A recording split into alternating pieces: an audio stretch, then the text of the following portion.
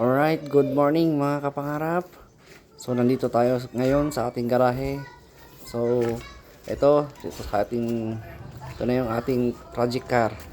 So sisimulan natin siyang ayusin. Yung itong engine bay niya, papagandahin natin.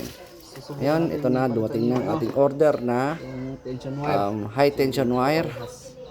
Susubukan natin siyang palitan para pumino ang andar. Okay. So subukan natin siyang isalpak ngayon. Tapos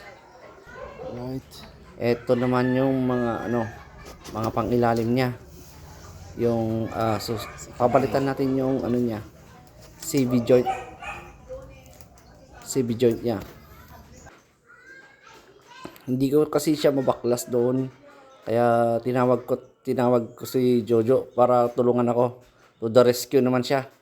Wala kasi kami mga gamit na tools. Kaya yan, okay na.